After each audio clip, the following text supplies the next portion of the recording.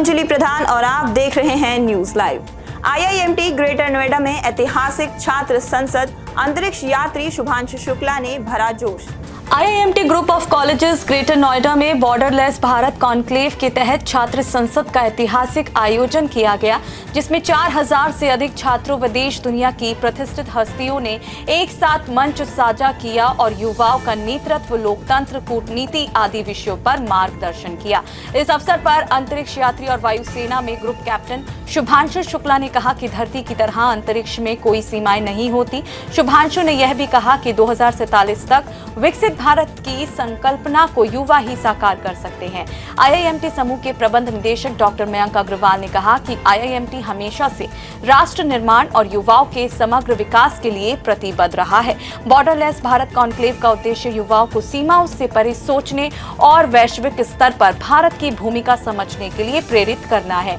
पूर्व मुख्य न्यायाधीश KG बालकृष्णन ने कहा कि एक जागरूक और शिक्षित युवा पीढ़ी ही लोकतंत्र को मजबूत बनाती है।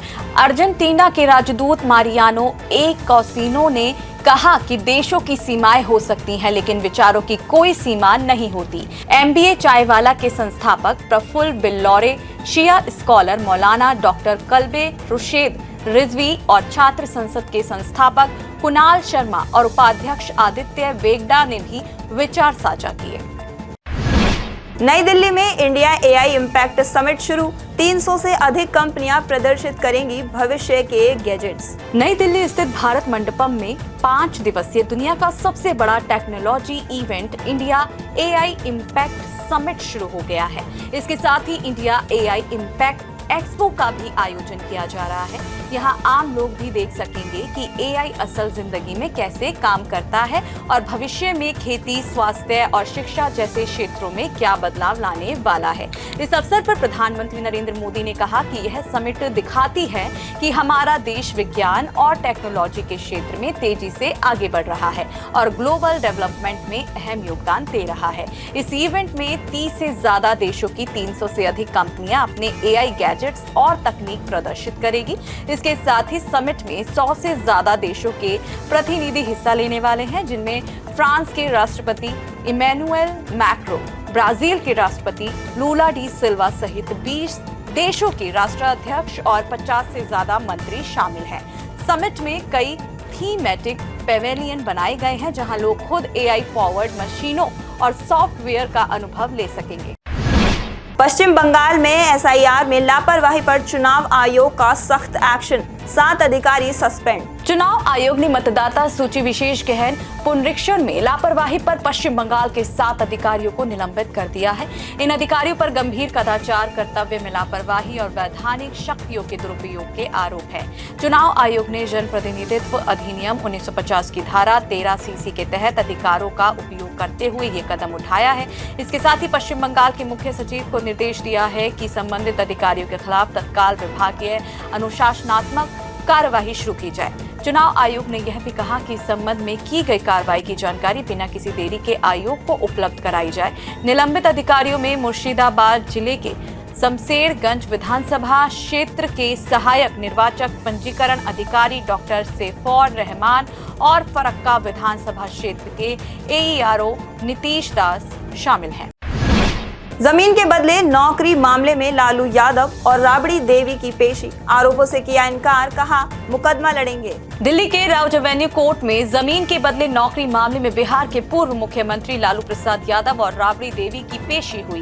कोर्ट रूम में जज ने औपचारिक रूप से आरोपों की जानकारी दी और पूछा कि क्या वह आरोप स्वीकार करते हैं, तो लालू यादव ने आरोपों को खारिज करते हुए कहा कि मुकदमे का सामना करेंगे। इसके साथ ही पूर्व मुख्यमंत्री राबड़ी देवी ने भी कहा कि वह कानूनी लड़ाई के लिए तैयार है और मुकदमे का सामना करेगी। इसके बाद लालू यादव और राबड़ी देवी के वकीलों की दलील पर कोर्ट ने स्वास्थ्य कारणों से व्यक्तिगत पेशी से छूट दे दी है।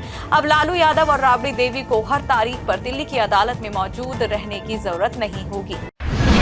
मध्य पूर्व में तनाव के बीच तालिबान सरकार का ऐलान, अमेरिका ने हमला किया तो ईरान की मदद करेगा अफगानिस्तान। अमेरिकी धमकियों के बीच ईरान को पड़ोसी देश अफगानिस्तान का साथ मिला है। तालिबान सरकार ने कहा कि अमेरिका अगर हमला करता है तो अफगानिस्तान ईरान की मदद करेगा।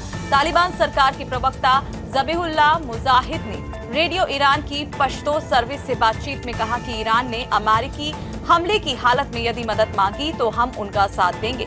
ज़बीहुल्लाह मुजाहिद ने यह भी कहा कि तालिबान सरकार अमेरिका और ईरान के बीच लड़ाई नहीं चाहती है।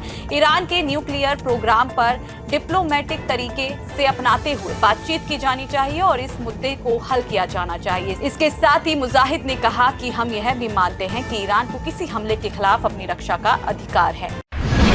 दिन के ऊपरी स्तर पर बाजार, सेंसेक्स 283 अंक चढ़ा, निफ्टी 25,550 के ऊपर। 3 दिनों की तेज गिरावट के बाद घरेलू शेयर बाजार आज संभलता हुआ नजर आया।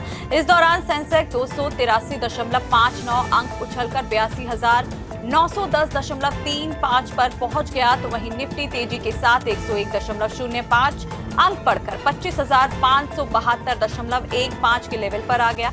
इस बीच फार्मा और रियलिटी शेयरों में सबसे ज्यादा खरीदारी रही। कारोबारी सत्र के दौरान आज 1486 शेयर्स में बढ़ोतरी नजर आई, तो वहीं 2344 शेयरों में गिरावट का रुख रहा। इसके अलावा 165 शेयर्स स्थिर रहे और उनमें कोई बदलाव नहीं आया। सराफा बाजार में उतार चढ़ाव जारी, सोने के भाव में तेजी, चांदी की चमक हुई फीकी। सराफा बाजार में उतार चढ़ाव के बीच सोने के भाव में जहां करीब 2000 रुपए की बढ़ोतरी हुई, तो वहीं चांदी के रेट में कमी आई है। आधिकारिक वेबसाइट IBJarrets.com के अनुसार 999 शुद्धता के सोने का भाव 1,54,080 रुपए प्रति 10 ग्राम और 995 शुद्धता के सोने का रेट 1,53,463 रुपए प्रति 10 ग्राम रिकॉर्ड किया गया। इसके साथ ही 999 शुद्धता की चांदी की कीमत 2,39,484 रुपए प्रति किलोग्राम दर्ज की गई। आज के लिए बस इतना ही। कल फिर मिलेंगे देश दुनिया की नई जानकारियों के साथ। तब तक के लिए देखते रहिए और सब्सक्राइब करिए IIMT मीडिया।